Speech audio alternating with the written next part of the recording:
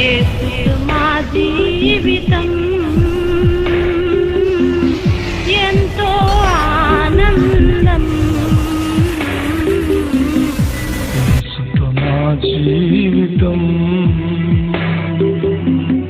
ఎంతో మాధుర్యం. యేసుతో మా జీవితం ఎంతో ఆనందం. హల్లెలూయా. కాబట్టి ఈ సమయంలో మరి దేవుని మహాకృప చేత దేవుడు మనందరి ప్రార్థనలో ఆలకించి దేవుని యొక్క సంకల్పములో, దేవుని ఉన్నత ఉద్దేశంలో ఓఫిరాని దేవుడు కుటుంబముగా కట్టాడు. ఈ దినం వాళ్ళిరువురు కలిసి దేవుని మహిమపరుస్తూ ఉండగా దేవునితో మనం కూడా ప్రియులరా మమేకమవుదాం. హల్లెలూయా. ఆయనను ఆరాధించడం మనందరి జీవితాల్లో ఆశీర్వాదకరం.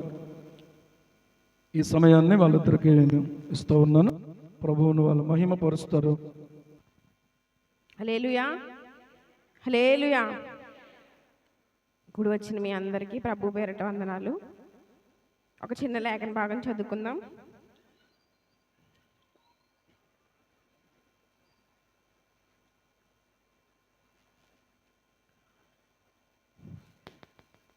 నూట 3వ కీర్తన మనందరికీ సుపరిచితమైన కీర్తనే. 1, 2, 3 వచనాలు. నా ప్రాణమా యెహోవాను సన్నుతించుము, నా అంతరంగమున సమస్తమా ఆయన పరిశుద్ధ నామమును సన్నుతించుము. నా ప్రాణమా యెహోవాను సన్నుతించుము, ఆయన చేసిన ఉపకారముల్లో దేనిని మరువకము. ఆయన నీ దోషములన్నిటినీ క్షమించువాడు, నీ సంకటములన్నిటినీ కుదుర్చువాడు. సమాధిలో నుండి నీ ప్రాణమును విమోచించున్నాడు, కరుణా కటాక్షములను నీకు కిరీటముగా ఉంచుచున్నాడు. 13వ వచనం చదువుకుందాం. 13, 14 వచనాలు. తండ్రి తన కుమారుని ఎడల జాలిపడినట్లు యెహోవా తన యందు భయభక్తులు గలవారి ఎడల జాలిపడును. మనము నిర్మింపబడిన రీతి ఆయనకు తెలిసే ఉన్నది, మనము మంటి వారమని ఆయన జ్ఞాపకం చేసుకుంటున్నాడు. చివరి వచనం అందరం కలిసి చదువుకుందాం. యెహోవా ఏలుచుండు స్థలములన్నిటిలోనున్న ఆయన సర్వకార్యములారా ఆయనను స్తుతించుడి. నా ప్రాణమా యెహోవాను సన్నుతించుడి. ఇక్కడ దావీదు భక్తుడు ఏమంటున్నాడంటే, నా ప్రాణమా యెహోవాను సన్నుతించుము. 2వ వచనం మనందరికీ సుపరిచితమైన వచనమే కదా. ఆయన చేసిన ఉపకారముల్లో దేనిని మరువకము. కొన్ని వాటిని జ్ఞాపకం చేసుకొనుము, లేదంటే కొన్ని వాటిని మరువకము అని ఉంది అక్కడ. దేనిని, ప్రతి చిన్న విషయాన్ని బట్టి కూడా మనం దేవునికి కృతజ్ఞత చెల్లించబద్దులమై ఉన్నాము.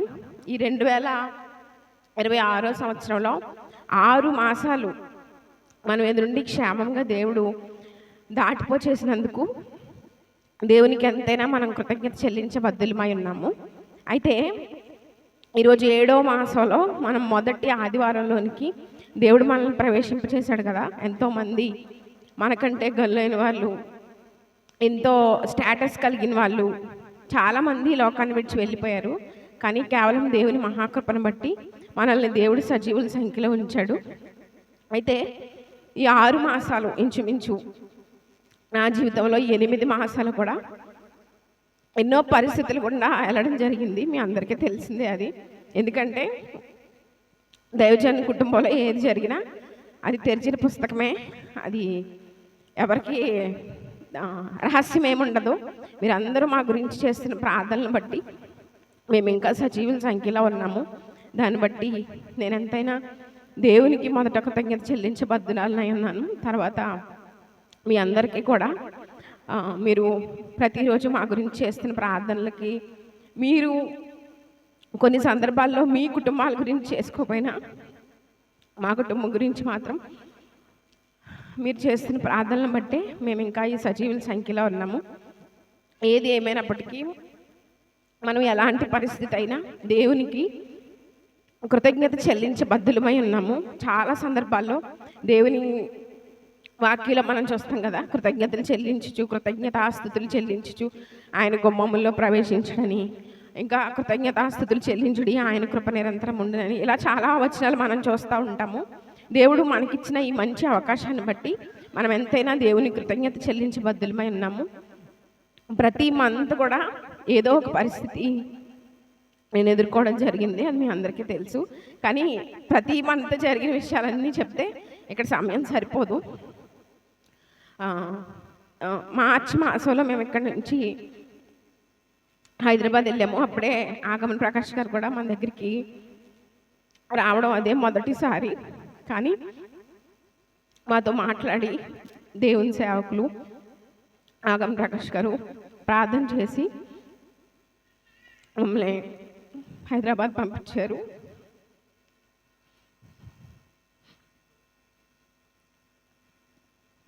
ప్రతి పరిస్థితిలోని దేవుడే తోడుగా ఉండి నడిపించాడు. కాబట్టి అందరం ఒక్కసారి లేచి నిలబడదాం. లేచి నిలబడి మా జీవితాల్లో దేవుడు చేసిన మేలుని బట్టి, మీ జీవితాల్లో ఈ 6 మాసాల్లో దేవుడు చేసిన మేలుని బట్టి, కంటి పాపల మనల్ని కాచి కాపాడిన దేవునికి మనం కృతజ్ఞతాస్తుతులు చెల్లిద్దాం.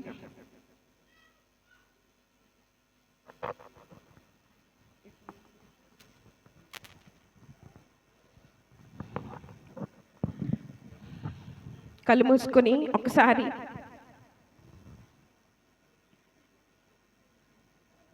ఈ 6 మాసాల్లో దేవుడు మన జీవితంలో చేసిన మేలులను జ్ఞాపకం చేసుకుంటూ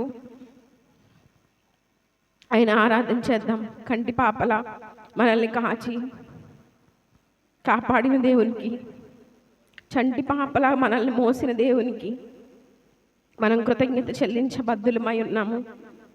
ప్రతి చిన్న పరిస్థితిని బట్టి దేవుడే విడిచిపెట్టేస్తే ఏమైపోదుమో. కంటి పాపలా కాచినావయా, చంటి పాపను మోసినట్టు మోసినావయా, చేతి నీడలో దాచినావయా, తోడుగా ముందరే నడిచినావయా, పోషించినావయా, భయము వలదని ధైర్యమునిచ్చినావయా, బలపరచినావయా, కాపాడినావయా, ఓట మంచులో విజయమునిచ్చినావయా, మా తలంపులు కావు నీ తలంపులే, మా జీవితాలలో జరిగించినావయా, ఆదరులే కాదు నీ ప్రణాళిక మానవ సమయానికి నెరవేర్చినావయా, కంటి పాపలా కాచినావయా, చంటి పాపలు మోసినట్టు మోసినావయా, చేతి నీడలో దాచినావయా, తోడుగా మా ముందరే నడిచినావయా, ఎన్నో ఏళ్ళుగా ఎదురు చూసావుగా, ఆశలే అడి ఆశలవ్వగా తోలిపోయాముగా, దారే కానక ఆగిపోయాముగా, అంధకారమే అలుముకోగా అలసిపోయాముగా, అనుదినమున ఈ మాటలే ఆదరించి నడిపించగా, అనగారిన మా ఆశలన్నీ జిగిరింపజేసగా, ప్రతి క్షణమున నీ సన్నిధే ధైర్యపరచి బలపరచగా, చెదికిన మా జీవితాలను వెలిగింపజేసగా, కన్నీరు తుడచినావు, నాట్యముగా మార్చిన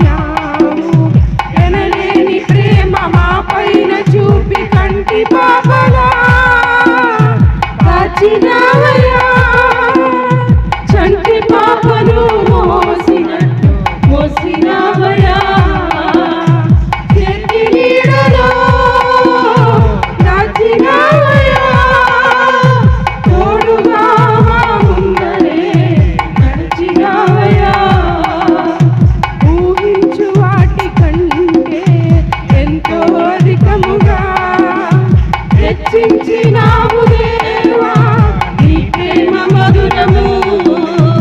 ఏ మంచి లేని మాకు మా మంచి కాపరై దీవించినావు దేవా, నీ ప్రేమ మధురము.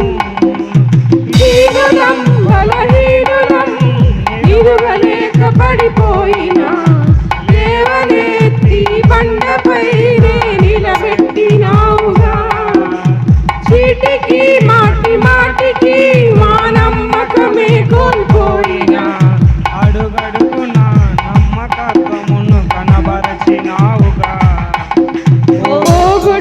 పోగొట్టుకున్నదంతా రెట్టింపు చేసినావు, నీ గొప్ప ప్రేమ మా పైన చూపి కంటి పాపలా కాచినావయ్యా, చంటి పాపను మోసినట్టు మోసినావయ్యా, చేతి నీడలో దాచినావయ్యా, తోడుగా మా ముందరే నడిచినావయ్యా, పోషించినావయ్యా, బలపరిచినావయ్యా, భయము వలదని ధైర్యమునిచ్చినావయ్యా, నడిపించినావయ్యా, కాపాడినావయ్యా, ఓట మంచులో విజయమునిచ్చినావయ్యా, మా తలంపులే కాదు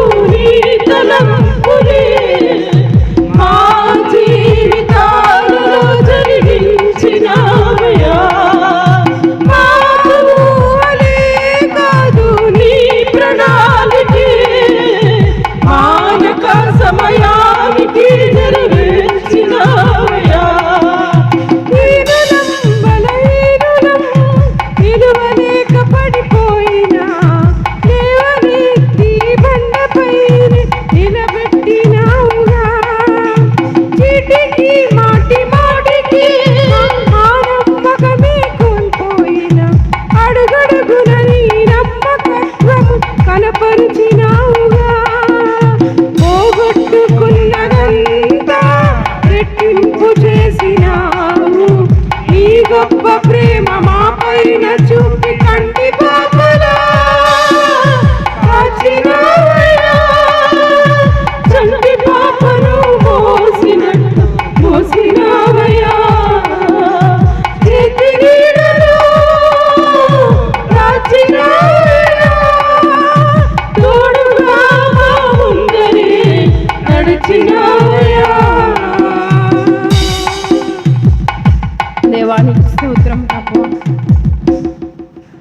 మా ప్రతి పరిస్థితిలో చీటికి మాటికి మా నమ్మకాన్ని మేము కోల్పోయిన సందర్భాల్లో నీ వాక్యం ద్వారా నీ సేవకుల ద్వారా అనుదినము అనుక్షణము మమ్మల్ని మీరు నడిపిస్తున్న విధానంకై నీకు వందనాలు చెల్లించుకుంటున్నాను. ఇంతవరకు మా జీవితాల్లో మీరు చేసిన ప్రతి మేలుకై నీకు వందనాలు.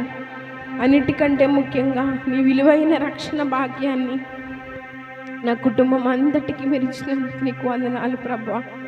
పరిశుద్ధులతో కలిసి మరలా నిన్ను ఆరాధించుకోవడానికి నువ్వు మాకు ఇచ్చిన ఈ గొప్ప భాగ్యాన్ని బట్టి నీకు వందనాలు చెల్లించుకుంటున్నాం. అయోగ్యులమైన మమ్మల్ని మీరు ప్రేమించి మా జీవితాన్ని మా ఆయుష్కాలాన్ని మీరు పొడిగిస్తూ వచ్చిన విధానంగా నీకు వందనాలు చెల్లించుకుంటున్నాం ప్రభువా.